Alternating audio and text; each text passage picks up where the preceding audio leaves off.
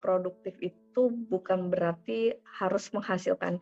Seringkali kita punya konotasi gitu ya, punya pemikiran, punya asumsi bahwa menghasilkan itu adalah menghasilkan finansial, seringkali begitu. Jadi ada bahasa kadang, "Aduh saya nggak produktif nih kalau di rumah. Aduh saya jadi ibu rumah tangga nih nggak produktif." Oh, kebetulan ada yang langsung komen nih, jadi ibu rumah tangga nggak produktif. Karena saya nggak bisa berkarir seperti teman-teman saya di luar. Oh kayaknya hidup saya monoton, nggak produktif. Jadi bahasa-bahasa itu yang sering terdengar gitu ya, di sekitar kita atau justru malah kita sering pakai bahasa-bahasa itu. Jadi kita beranggapan bahwa produktif itu adalah orang yang bisa bisa, apa ya, menghasilkan uang, bisa terkesan wah gitu ya. Jadi perbedaan produktif dan sibuk insya Allah malam hari ini kita akan share demi menjaga kesehatan mental kita. Waduh. Jadi demi kita membalanskan, menyeimbangkan. Kenapa? Karena sekarang lagi masa busy bandwagon. Busy bandwagon ini adalah sebuah tren di mana orang yang tampak sibuk itu keren. Jadi kalau makan pagi, makan sarapan gitu ya, sarapan ada di kota ini. Terus lunch-nya, makan siangnya ada di kota ini. Terus makan malamnya, dinnernya ada di kota mana. Itu tuh orang kayak keren banget gitu. Kalau ngeliatin mama yang multitasking gitu kan, seolah-olah langsung kayak keren banget, "Wih keren banget sih dia bisa multitasking," gitu. Terus kayak ngeliatin orang-orang yang posting lagi begini tuh keren gitu. Jadi sekarang lagi memang masuk di zaman di mana orang itu ngejar kesibukan. Busy bandwagon itu sebuah tren yang kayaknya kalau nggak sibuk itu ya nggak bermanfaat gitu loh. Ya, malam hari ini kita bahas. Oke, di next slide. Ya, ini di next slide. Nah, ini fenomena manusia modern ya kawan. Diklik aja ini ya. Jadi fenomena manusia modern itu ada beberapa. Yang pertama, manusia modern itu serba cepat. Benar nggak sih? Manusia modern itu serba cepat, nyari apa-apa yang cepat. Ini fenomenanya. Kalau sakit pengen cepet-cepet sembuh. Sehingga apapun kadang akhirnya menimbulkan kalau kita punya anak ya, nyari obat yang apa yang bisa cespleng gitu, yang bisa minum sekali langsung sembuh gitu. Jadi akhirnya ngebuat efeknya kayak yang sekarang kita banyak tahu efeknya obat-obatan menyebabkan penyakit lain gitu. Apa-apa seneng cepet. Mau ngafalin Al-Quran nyari yang paling cepet. Metode ini bisa menghafal 30 juz 1 bulan. Wah, itu rame gitu kan. Termasuk juga kalau ini banyak mamanya nih kayaknya malam hari ini, kalau ada info melangsingkan, bisa badan langsing dalam waktu sekian turun sekian sangat cepat, wah itu rame tuh. Putih glowing dalam waktu singkat, itu rame tuh produk-produk kayak gitu. Jadi manusia modern tuh seneng sesuatu yang cepat, bener nggak? Akselerasi dan nggak betah berproses gitu. Kayak sakit, semisal sakit nih, kan kalau di daerah kami dan di banyak daerah kawan-kawan yang lain yang ngontak kami gitu ya, bilang sekarang ini kan lagi musim pancaroba nih, lagi musim pergantian musim dan banyak orang sakit. Betapa banyak emak-emak yang stresornya meningkat kalau kemarin sempat kena wabah, kalau sekarang sakit. Ini sekeluarga nih ganti-gantian nih gitu.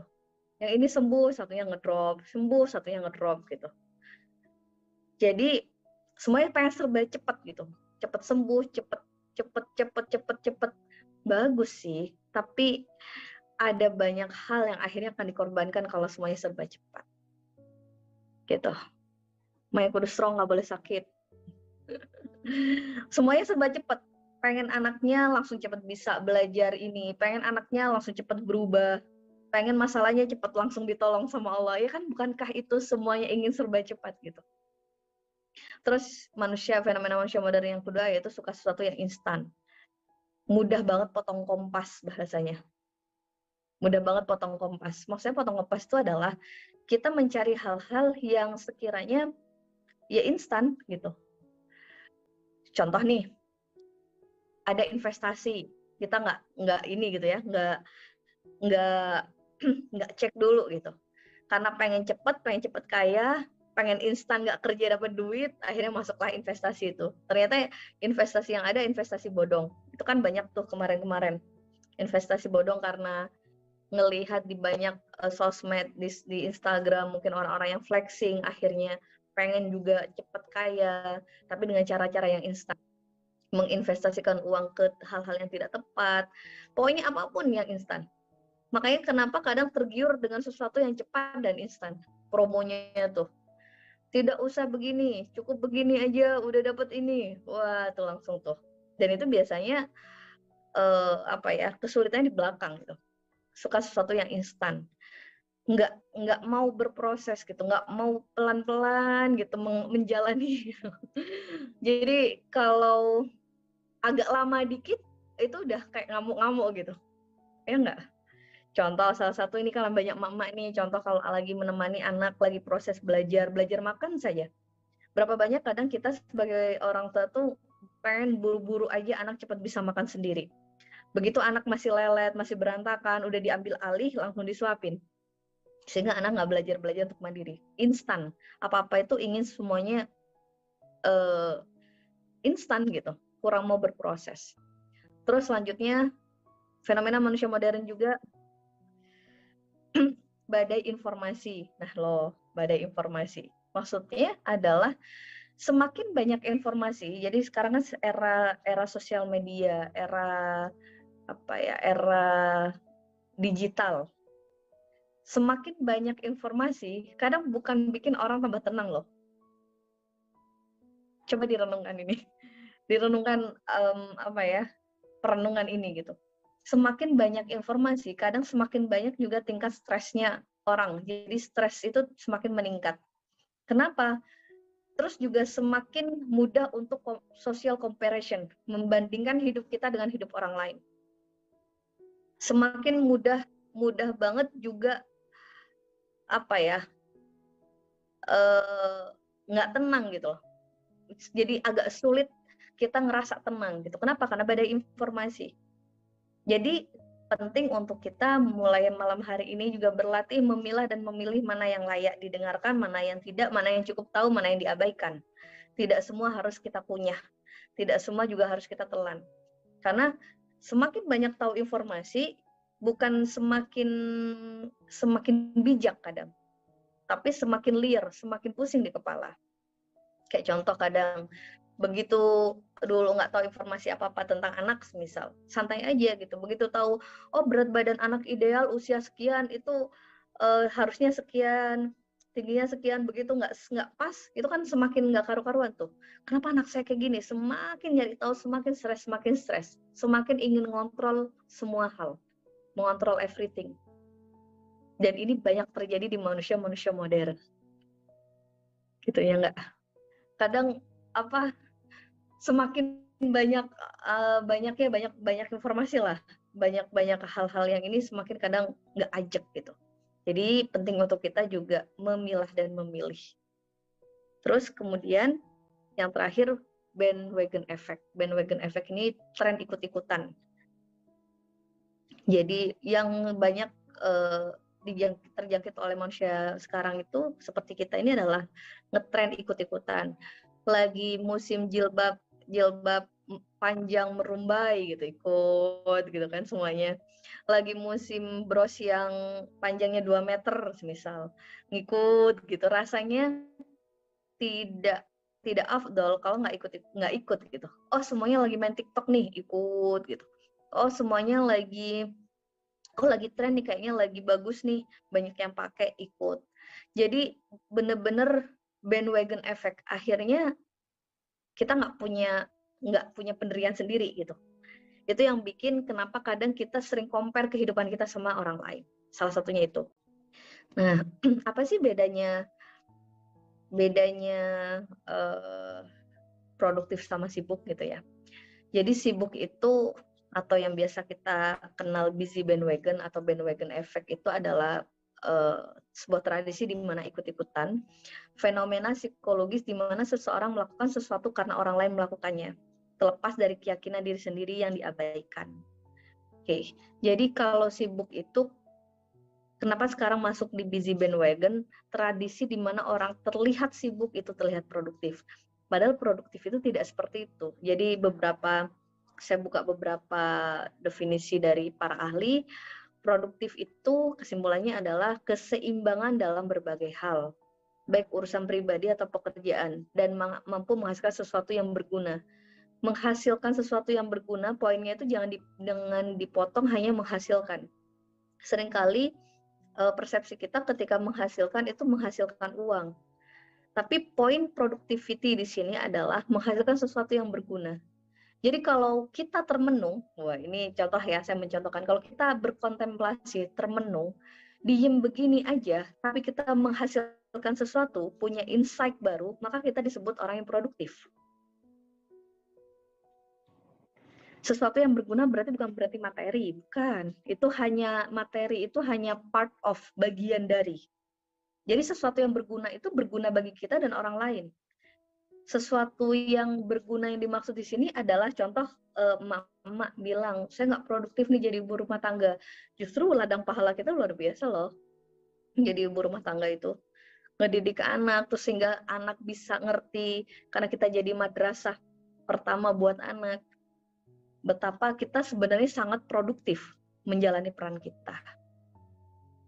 Jadi nggak bisa kita compare dengan kehidupan orang lain gitu. Setiap orang kan punya pilihannya masing-masing, punya punya skala prioritasnya atau punya pilihannya masing-masing. Jadi sibuk itu suatu pekerjaan yang seperti ikut-ikutan, tapi belum tentu produktif. Kalau produktif itu tidak harus kelihatan sibuk. Berarti ibu rumah tangga produktif sekali, asal Anda bisa balance. Jadi poin produktivitas itu adalah kita menyadari keseimbangan. Anda tidur itu aja produktif. Ketika tidur itu memang dibutuhkan untuk tubuh. Contoh, Anda kecapean, terus Anda tidur, makanya tidur itu ibadah asal diniatkan gitu. Jadi kalau para emak-emak yang butuh istirahat siang karena memang capek, karena memang lelah, tidurlah gitu. Nggak usah terlalu merasa, aduh kalau saya tidur siang nanti menjadi ibu yang tidak produktif gitu kan. Terus jadi ngerasa bersalah sama diri sendiri. Enggak. Tidur dan lain sebagainya, productivity yang dimaksud ini adalah produktivitas yang dia melahirkan keseimbangan. Keseimbangan antara urusan pribadi kita, pekerjaan kita, terus kemudian kesehatan mental kita, kesehatan fisik kita. Bukankah bentuk mencintai diri kita, mensyukuri keberadaan diri kita, dan mencintai diri kita adalah dengan menjaga kesehatan fisik dan kesehatan mental kita. Gitu kawan-kawan. Pengen tidur tapi lihat kerjaan rumah sudah melambai-lambai, nah nanti masuk di kelas mindful mom ya, biar melambai-lambainya tuh santai aja kita nyikapinnya. Jadi kawan-kawan, sama-sama kita benahi persepsi kita bahwa sibuk itu tidak berarti tidak selalu produktif. Ya ada sibuk yang produktif, tapi ketika terlalu berlebihan sibuk sehingga dia mendolimi dirinya, apakah itu dinamakan produktif? Jadi produktif itu balance, adanya keseimbangan. Jadi produktif itu sesuatu yang bermanfaat bagi siapa? Bagi diri kita dan orang lain juga. Jadi saat kita mendidik anak, wah itu pahalanya Masya Allah loh. Masya Allah. Saya beberapa bulan terakhir ya, itu semakin mendalami tentang peran keibuan, dan itu Masya Allah. Ladang pahala seorang perempuan itu luar biasa di dalam rumah loh. Insya Allah akan di-share di Mindful Mom. Mindful Mom insya Allah bulan Desember kalau nggak salah. Nah, stay tune di ininya PPA. Tuh kawan-kawan, pertanyaannya, selama ini kita produktif apa sibuk nih gitu? Produktif atau sibuk gitu? Jadi by the way, sebelumnya sempat waktu itu sebelum pandemi, kita mungkin terbiasa dengan sesuatu yang terlihat sibuk, ya nggak? Tapi ternyata kalau dipikir ulang, kalau kontemplasi lagi, direnungkan lagi, belum tentu ternyata kita produktif. Saya sendiri zaman sebelum pandemi itu sibuk, tapi ternyata tidak terlalu produktif gitu. Dan produktivitasnya meningkat ketika ternyata masa-masa pandemi gitu. Sibuknya nggak terlalu keluar kota gitu ya, lebih banyak di rumah jauh gitu sampai saat ini lebih banyak di rumah. Tapi kalau mau dilihat dari segi materi itu lebih banyak after pandemi justru. Kenapa? Karena ya itu tadi, kita menjaga keseimbangan. Jadi kita bengong pun asal bengongnya itu bermanfaat, maka itu dinamakan produktif. Kita diam gitu, mengangan-angan asal benar-benar bermanfaat dan menghasilkan sesuatu kontemplasi yang membuat kita semakin baik, atau orang di sekitar kita merasakan perubahan kita juga lebih vibrasinya lebih enak, itu produktif. Jadi ini yang mesti kita bold, bahwa tidak perlu merasa ikut-ikutan tren gitu. Aduh kayaknya saya mah nggak kemana-mana gitu, nggak usah kayak gitu. Tapi menjadi yang terbaik versi kita, produktif, jaga keseimbangan kita, sehingga kita benar-benar bisa menikmati hidup ini, dalam artian bukan terus leyeh-leyeh, tapi benar-benar menjalani peran kita itu dengan sepenuh hati gitu. Oke, di next slide. Nanti kita akan bahas nih apa efeknya nih. Oke, kenapa manusia itu mudah ikut tren? Jadi kalau di istilah dalam psikologi itu, semisal nih ada satu orang terus didatengin oleh 10 orang, yang 10 orang itu paksa sama trennya, semisal ngobrolinnya, iya kamu beli ini aja, kamu beli aja, dia diserbu oleh 10 orang, maka dia pasti akan bimbang tuh. Apalagi memang orang-orang yang kurang punya pendirian. Jadi salah satu ilmu psikologi sosial yang dipakai biasanya untuk marketing. Jadi kayak contoh untuk menipu. Kalau kita perhatikan para penipu itu biasanya nggak cuma satu dia bekerja sama dengan sekelompok. Jadi kalau dia mau nawarin investasi semisal, atau mau menawarkan apa gitu, itu targetnya itu diiyain oleh banyak orang. Kenapa? Karena memang begini, secara psikologis orang itu karena makhluk sosial, dia akan mudah terombang-ambing ketika semua orang berkata iya untuk banyak orang ya, maksudnya kebiasaannya. Tapi efeknya ada beberapa efek ketika kita seperti itu. Berarti kalau ini ada pertanyaan, kalau saya nggak mudah ikut-ikutan, berarti saya nggak normal ya? Bukan berarti kayak gitu juga. Justru bisa jadi kita punya pendirian lain gitu kan. Ini kita bahas kenapa sih manusia itu mudah ikut tren. Salah satu contohnya anak-anak gitu ya. Ma itu udah pakai HP, ma itu udah pakai HP, kenapa saya nggak dibelikan? Nah itu kita harus paham tuh. Kita harus paham bahwa namanya manusia, apalagi masih anak-anak, dia oleh lingkungannya. Gitu. Terus kenapa manusia mudah ikut tren? Karena takut kadang tekanan kelompok. Jadi contoh trennya satu geng itu pakai hijab yang panjangnya 2 meter semisal. Begitu dia tidak menggunakan hijab yang panjangnya 2 meter, itu kan insecure tuh. Nanti kalau saya dikucilkan bagaimana? Dan itu yang terjadi pada banyak remaja. Jadi kenapa kadang remaja itu melakukan sesuatu yang tidak semestinya, sebenarnya dia tahu dia salah dan merasa bersalah. Tapi kenapa masih tetap dilakukan? Karena ini alasan, dia takut dengan tekanan kelompok. Dia takut nggak punya teman. Itu yang mesti kita pahamin juga. Oke, terus yang kedua, selanjutnya mengikuti perilaku mayoritas. Jadi mayoritas, contoh orang mayoritas pakai Instagram, akhirnya ikut-ikutan pakai Instagram kan. Orang mayoritas pakai apa nih? WhatsApp, oke WhatsApp, kayak gitu. Jadi perilaku mayoritas itu sangat menentukan. Terus kemudian anggapan benar, itu juga manusia kenapa mudah ikut tren. Oh, berarti ketika banyak orang yang mengikuti tren itu, berarti itu dianggap benar. Termasuk tren di mana orang yang sibuk itu produktif. Itu kan anggapan masyarakat luas gitu. Jadi kalau ngeliatin nggak kemana-mana, itu langsung bahasanya tuh, kamu kok nggak produktif sih gitu. Aduh saya ngerasa nggak produktif dan lain sebagainya, bahasa-bahasa seperti itu kan. Terus keinginan diakui oleh kelompok dan takut dikucilkan. Ini alasan kenapa manusia, kenapa banyak orang yang kadang mudah ikut tren. gitu ya. Jadi ikut, tidak hanya sekedar ikut-ikutan gitu. Kenapa sih anak saya kok ngikut-ngikut gitu ya. Efeknya, boleh di next slide. Efeknya apa sih ketika kita menjadi orang yang terseret oleh tren-tren itu? Jadi kalau dibilang gini, apakah ikut tren itu selalu buruk? Belum tentu. Ada tren-tren yang baik yang kadang kita ikut juga.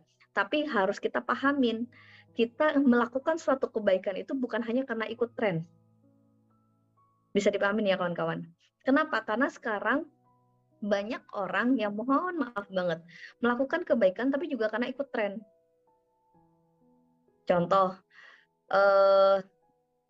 semisal anak kita, semisal ya anak-anak trennya di sekolah belajar bersedekah. Dia sebenarnya kesel, males, nggak mau sedekah gitu, masih belum tumbuh rasa ingin sedekahnya. Tapi dia melakukan itu, tapi niatnya kayak tadi, takut dikucilkan, takut nggak dianggap, takut nggak punya komunitas. Jadi akhirnya yang terjadi adalah eh, orang yang ikut tren, even itu tren baik atau tren buruk, itu akan mudah banget patah. Semoga mudah dipahamin ya bahasa saya. Jadi contoh begini maksudnya, kawan-kawan semisal melakukan kebaikan karena ikut-ikutan tren, bukan karena punya landasan niat sendiri, bukan karena ngerti, bukan karena memang mau. Terus habis itu melakukan seperti itu, ada ujian dikit, maka mudah muntaber, mundur tanpa berita, mudah baper, intinya kayak gitu, mudah baper. Kok saya padahal udah ikut gini loh, saya udah ikut one day one juice loh, kok kayaknya diginiin ya, akhirnya mundur gitu. Itu untuk awal boleh ikutan tren, tapi harus segera shifting, harus segera mencari, jangan keenakan di ikutan tren itu, harus mencari gitu. Ini niat saya apa nih, tujuan saya apa nih. Jadi sehingga kita melakukan suatu event itu suatu kebaikan, itu bukan karena orang, tapi benar-benar karena Allah. Karena banyak banget orang yang akhirnya melakukan kebaikan, tapi ternyata malah tidak tazkiyatun nafs, tidak membersihkan hati gitu. Tidak mendapat impact banyak dari kebaikan yang dia lakukan. Karena bisa jadi melakukan kebaikannya ikut-ikutan tren gitu. Bukankah banyak orang-orang yang kemarin beberapa tahun yang lalu trennya hijrah, banyak yang hijrah, tapi hijrahnya kena ikut-ikutan tren gitu, karena takut nggak punya teman, karena semua temennya berhijab gitu. Akhirnya ikutan berhijab, tapi akhirnya bergejolaknya luar biasa dan melakukan sesuatu yang nggak pas gitu. Boleh awal ikutan tren, tapi jangan diem di situ gitu. Maksudnya kemudian mencari. Ya, efeknya apa kalau kita terbiasa ikut-ikutan tren? Ikutan tren ini banyak banget kawan-kawan, banyak banget kalau dijabarkan. Lagi ini nih ngetren jajanan apa gitu kan. Coba perhatikan. Nanti langsung di mana-mana menjamur jualan itu. Oh, lagi viral. Bahasa sekarang ikutan tren itu viral lah. Viral. Oh, lagi viral jajan ini. Oh, lagi viral cara makan seperti ini. Oh, lagi viral bikin ini. Oh, lagi viral seperti ini. Oh, lagi viral rambut gaya gini. Lagi viral mendidik ala gini gitu. Jadi akhirnya ikut-ikutan terus seperti itu. Dan perhatikan ketika yang viral-viral itu bukankah cepat menurunnya. Jadi hanya at the moment, hanya saat itu gitu. Kayak lagi viral kemarin ada apa sih lagu apa? Sulit lupakan Rehan lah. Apalah sulit kayak gitu. Itu kan lagi viral, semuanya langsung ikutan tren bilangnya kayak gitu kan. Betapa ternyata kita itu segitunya latah ya. Ya enggak? Oke, efeknya apa? Yang pertama, ketika kita mudah ikut-ikutan seperti itu, efeknya adalah kehilangan pendirian. Ya, efeknya adalah kehilangan pendirian. Jadi mudah galau, mudah gamang. Kalau kita bilang ya nggak kayak gitu juga, tapi ada hal besar yang ketika ini dilakukan terus-menerus, efeknya itu adalah kita mudah membandingkan takdir kita sama takdir orang. Itu yang bahaya. Yang sedih adalah bahasa di Instagram ya, utamanya yang biasa saya kadang baca gitu.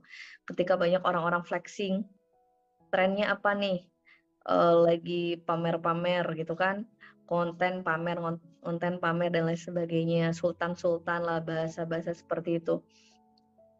apa bahasa orang-orang, "Aduh jiwa miskin meronta-ronta, enak ya kalau jadi artis ini, wih gimana rasanya jadi anak sultan."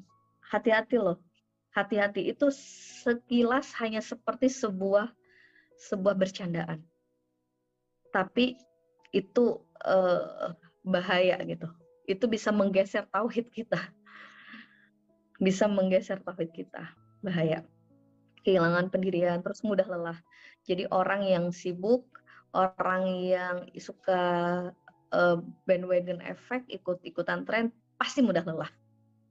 Karena dia akan terhempas menurut arah angin kemana pergi, gitu. Wah, yang lain lagi pergi ke kanan, ikutan ke kanan, pasti akan mudah mudah lelah. Dan orang yang sibuk itu dijamin mudah banget lelah. Orang yang sibuk ya, bukan orang yang produktif. Orang yang produktif kan cirinya ada dia seimbang. Dia tahu kapan dia waktunya kerja, dia tahu kapan waktunya istirahat, dia tahu kapan waktunya makan, dia tahu kapan waktunya ibadah, dia bisa bisa menempatkan porsinya masing-masing pada tempatnya. Tapi orang yang sibuk, waktunya makan dihilangkan untuk ngejar target. Waktunya tidur dipangkas untuk lembur. Hati-hati. Hati-hati, badannya suatu saat akan minta hak. Dan orang yang sibuk biasanya karena fisiknya tidak dikasih hak dengan baik, maka dia akan mudah lelah. Apa yang terjadi ketika mudah lelah? Dia akan mudah sumbu pendek. Sumbu pendek itu adalah mudah bereaksi, mudah reaktif terhadap sesuatu kejadian di luar dirinya ataupun di dalam dirinya. Jadi kalau nggak cocok sedikit, bahasanya itu adalah senggol bacok. Itu orang-orang yang terlalu sibuk sehingga mudah lelah. Jadi kawan-kawan, kalau Anda merasa mudah lelah, berarti itu adalah kode dari tubuh Anda bahwa tubuh Anda butuh istirahat atau butuh dibalanskan, diseimbangkan. Itu. Kalau udah mudah lelah pasti mudah sensi. Kalau udah sensi baperan, itu turunannya. Jadi kalau udah bilang, "Bun, kenapa sih saya baperan, capek? Bun, kenapa sih saya kok gampang tersinggung, capek?" Kalau lagi nggak capek, insya Allah nggak akan segampang itu tersinggung atau baperan. Jadi kesehatan mental kita akan lebih lebih stabil, kita nggak akan gampang reaktif. Reaktif itu gampang bereaksi terhadap sesuatu. Anak jatuh dikit kita langsung marah, eh, anak lagi belajar apa kita langsung teriak. Nah itu kan reaktif. Dan ini pun berlaku di pekerjaan. Jadi orang-orang yang biasanya terlalu sibuk, sensi banget gitu. Sensi. Mau dikasih tahu tuh sulit juga biasanya. Terus mudah lelah, jadi apa-apa dikit tuh kayaknya kayak gini sih, aku kok nggak pernah bener ya kayak gini-gini, dan lain sebagainya. Dan biasanya hasil pekerjaannya juga tidak akan sebaik orang-orang yang produktif. Orang yang produktif itu santai terlihatnya gitu, tapi dia doing something. Kalau waktunya makan ya makan gitu, maksudnya nggak ngoyo gitu, nggak ngoyo. Tapi kalau orang yang bandwagon effect, busy bandwagon, terlihat sibuk sampai lupa makan, sampai istirahatnya terbengkalai dan lain sebagainya, dia akan lebih mudah sensitif dan biasanya ide-idenya tidak akan secespleng orang-orang yang seimbang gitu. Terus selanjutnya efeknya hedonic treadmill. Hedonic treadmill itu hedon, kehidupan hedon yang merasa kurang puas terus gitu.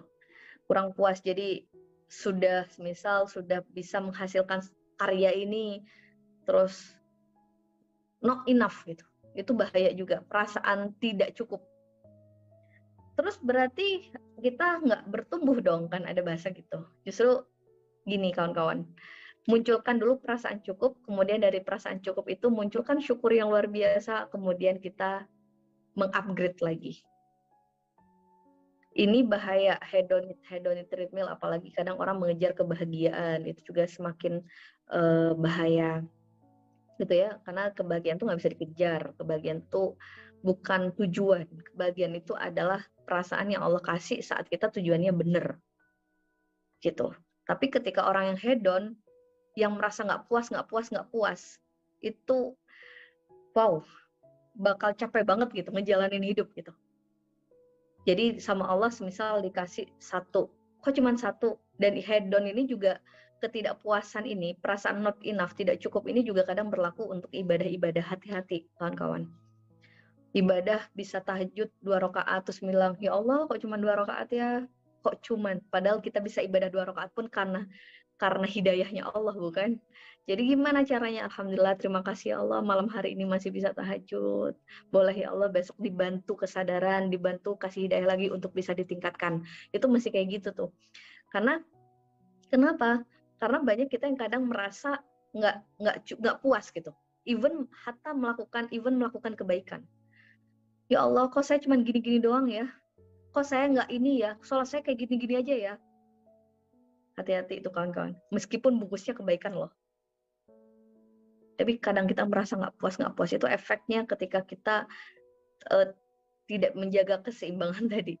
Terus selanjutnya insecure, mudah banget insecure, konsumtif itu juga efek dari ketika kita masuk ke tren ikut-ikutan, konsumtif biasanya, dan sering nggak pede, insecure, merasa rendah diri, karena tadi perbandingannya compare-nya sama orang lain. Apa-apa di-compare, apa-apa dibandingin. Ya Allah, orang itu ya kok sholatnya kayaknya khusyuk ya, aku mah apa sholatnya. Terus bandingin. Sebenarnya jangan terlalu sering begitunya gitu. Akhirnya kan kita nggak merasa bahwa kita bisa sholat aja itu hidayah buat dari Allah gitu. Tinggal kalau ada yang seperti itu cuman masya Allah, alhamdulillah, orang bisa ini disyukuri terus diminta sama Allah. Jadi bukan langsung kayak compare bandingin terus, itu bahaya tuh. Oke, selanjutnya.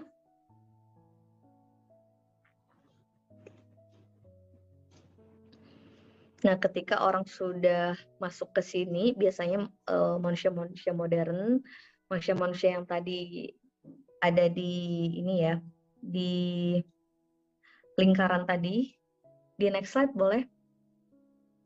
Di orang-orang yang head-on gitu. Baik, jadi kawan-kawan ketika tadi kita tergerus gitu ya oleh modernisasi yang nggak ada ujungnya. Betapa banyak orang yang sibuk itu mencari refreshnya, biasanya bilang mau healing, mau refreshing, itu dengan apa biasanya? Orang yang sibuk, boleh bantu komen ya. Kalau ngerasa capek banget, orang yang udah sibuk terus ngerasa capek, pengen healing atau pengen piknik lah bahasanya, itu biasanya gimana? Jalan-jalan, ada yang lain-lain ya, jalan-jalan piknik, staycation, shopping, ada yang tidur, belanja, lari pagi, beda-beda ya. Oke, tapi rata-rata biasanya mayoritas itu orang berpikir ketika sudah weekend atau libur panjang terus merasa penat, biasanya yang muncul adalah mau kemana kita. Makanya kenapa kemarin ketika stay at home, ketika pandemi sekian lama gitu ya, banyak orang stresornya tinggi, meningkat, dikarenakan dibatasin untuk keluar rumah. Itu biasanya kan mau kemana nih, ayo jalan-jalan, oh tetangga sebelah tuh sudah ke sana, masa kita belum. Nah, bahasa-bahasa seperti itu ya, kadang ini, ayo dong keluar rumah. Pertanyaannya ketika jalan-jalan, piknik, atau nonton, itu sebenarnya tambah capek atau tambah fresh? Tambah capek. Pelarian ya? Iya, pelarian. Tambah capek. Ujung-ujungnya capek. Yes. Jadi tambah capek. Pertama, ya capek fisik. Yang kedua, ya capek gitu. Karena sebenarnya yang dibutuhkan untuk kita rehat ketika memang waktunya istirahat itu bukan semakin kemana-mana. Infinity Loops itu adalah lingkaran entertain yang nggak ada ujungnya. Kalau kita bilang, aduh saya bosen banget nih mau nonton YouTube, mau nonton film, itu begitu mau selesai, itu kan muncul tuh rekomendasi tontonan. Infinity Loops, Anda bilang capek nih, mau scroll Instagram sebentar lah gitu. Yakin sebentar. Begitu buka Instagram, itu muncul tuh. Anda selesai satu buka, muncul lagi, muncul yang lain, muncul lagi kepo yang lain. Infinity Loops. Lingkaran nggak ada ujungnya. Mau shopping, belanja segini dapat diskon segini, Ibu.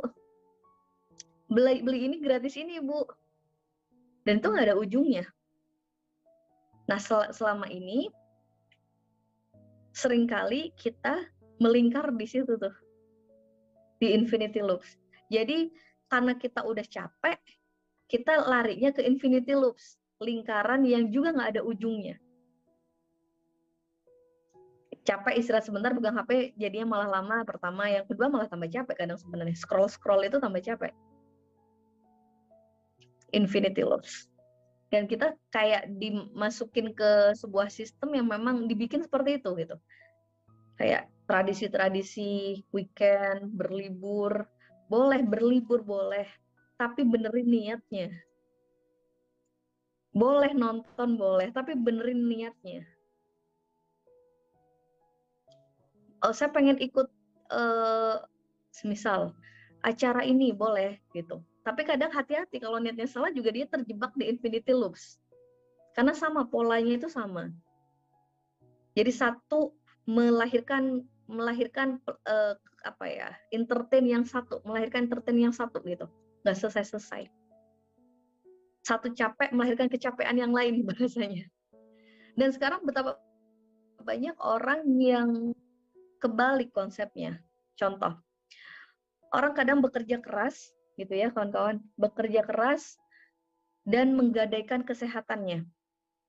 Tidur malam, tidur larut, pola makannya nggak benar. Kemudian membeli suplemen seharga jutaan untuk kesehatannya. Lucu nggak?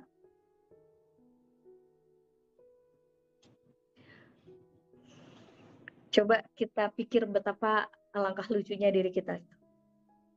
Kadang banyak orang yang lembur gitu karena pengen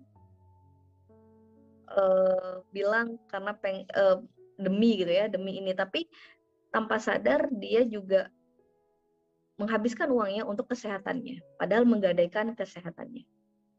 Pertama, yang kedua, kalau istirahat teratur mungkin nggak perlu suplemen. Kalau menjaga keseimbangan, insya Allah kan tidak terlalu butuh banyak gitu. Kalau ataupun tubuhnya butuh, ya butuh, tapi tidak akan menjadi ketergantungan gitu.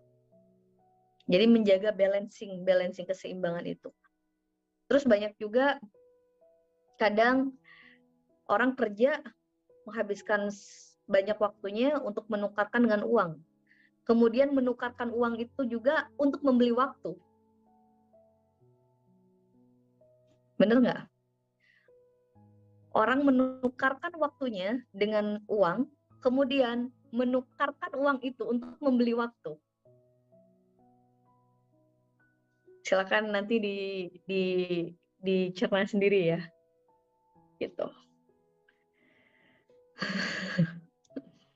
Menukarkan, jadi kerja mati-matian, lembur, kemudian yang uang yang dikumpulin menukarkan untuk membeli waktu.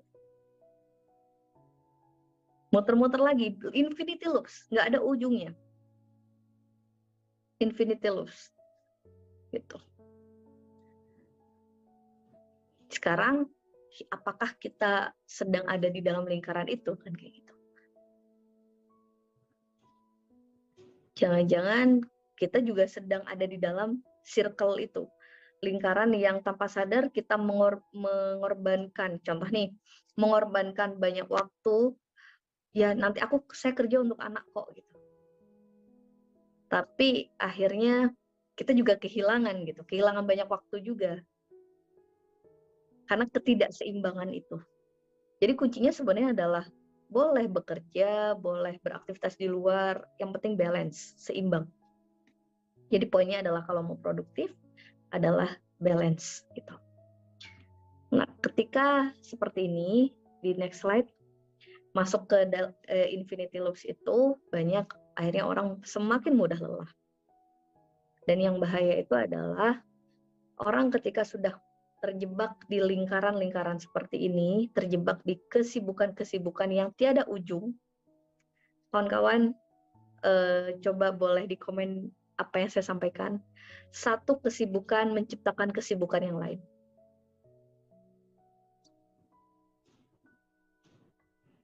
Coba dicerna. biasanya satu kesibukan menciptakan kesibukan yang lain kalau kita tidak mengambil jeda untuk menarik sejenak.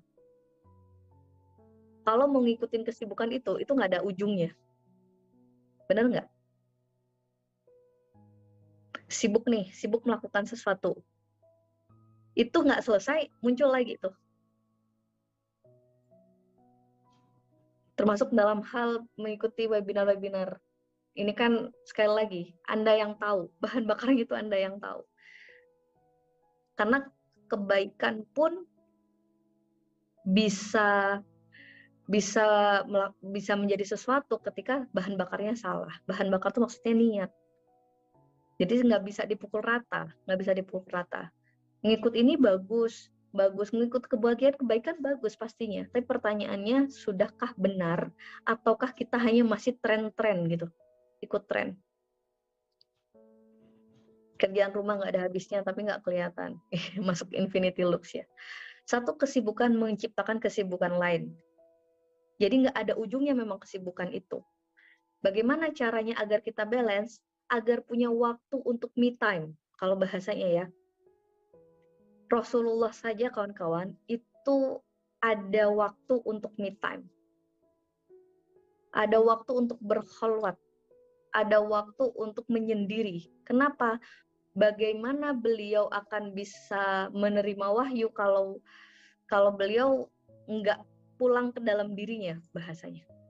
Makanya kenapa di Islam ada istilah juga iktikaf. Jadi biar tidak kita terjebak oleh rutinitas yang akhirnya nggak ada ruhnya. Kayak Ramadan. Kalau kita terjebak di infinity loops, ngurusin sahur, buka, sahur, buka.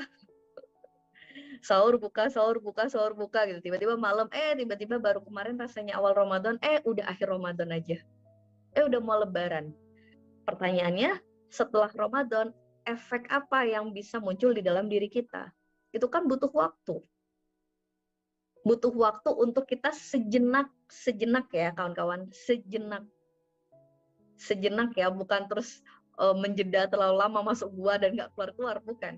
Sejenak keluar, menjeda untuk kembali bisa memuhasabah. Kita tidak akan bisa muhasabah kalau kita terjebak di infinity loops. Gitu.